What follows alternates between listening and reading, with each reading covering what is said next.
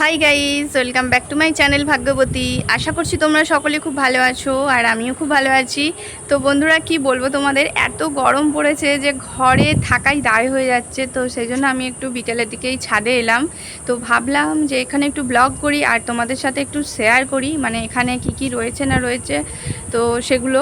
তো আমি এখন ছাদে এসেছি, এত গরম নিচে থাকতে পারছি না। তো এই জাস্ট ছাদে এলাম। তো ভাবলাম কি ছাদে এসেছি যখন একটু তাহলে ভিডিও বানাই, আর তোমরাও অবশ্যই দেখো ভিডিওটা, কেউ স্কিপ করো না। তো চলো তোমাদেরকে এই ছাদটা আমি ভালো করে ঘুরিয়ে দেখাচ্ছি। আর ছাদটা না বন্ধুরা কি বলবো, অনেকটাই বড়, জানো তো, প্রচুর বড় এই ছাদটা। আর এই যে মানে আমাদের এই সিঁড়ি থেকে উঠে দুদিকে ভাগ আছে। আর এই সিঁড়ি থেকে উঠে মানে ডান দিকে একটা ভাগ আছে।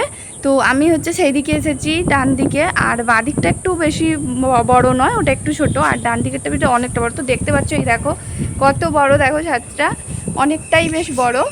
আর আমি তোমাদেরকে বাঁ দিকটাও দেখাবো, চলো। তো বন্ধুরা দেখো, এই যে এই হচ্ছে ছাদ।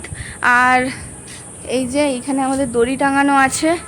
আর এই যে চলো, এই দেখো আমাদের ছাদের সামনে, আর এই যে দেখতে পাচ্ছ এই যে ছাদের সামনে কতগুলো নারকেল গাছ রয়েছে। কিন্তু বন্ধুরা এটা আমাদের নয়, এটা জানি না কাদের এখানে আছে।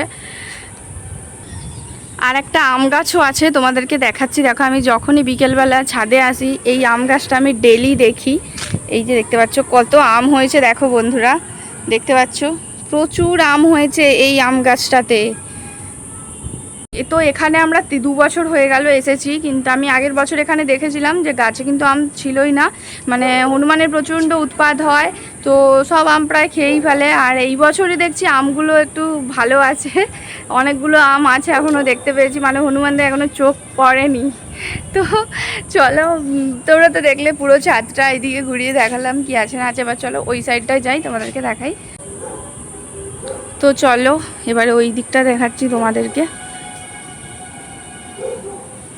তো দেখতে পাচ্ছ এই যে, এই দেখো সিঁড়ি, এই সিঁড়ি দিয়ে উঠে এলাম।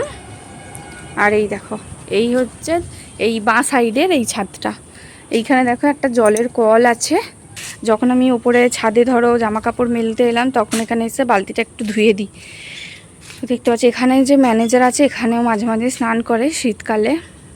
শুধু ম্যানেজার নয়, এখানে অনেকেই স্নান করে, যেহেতু কলটা আছে তো সুবিধা হয়ে গেছে। তো এখানেও দেখো চারপাশে অনেক বাড়িঘর রয়েছে আরও, তো দেখতে পাচ্ছ এই হচ্ছে ছাদ। তো বন্ধুরা, এই ছাদের ভিডিওটা তোমাদের কেমন লাগলো অবশ্যই জানিও। ভালো লাগলে লাইক কমেন্ট করো। আর আমি দেখো বন্ধুরা, আমি কিন্তু সবসময় মানে এই গরম যেহেতু পড়েছে, তো এই সন্ধ্যার দিকে প্রায়ই ছাদে আসি। তো ভাবলাম একদিন তোমাদেরকেও এই ছাদটা একবার একটু ঘুরিয়ে দেখাই, ভিডিওর মাধ্যমে তোমরাও দেখতে পাবে।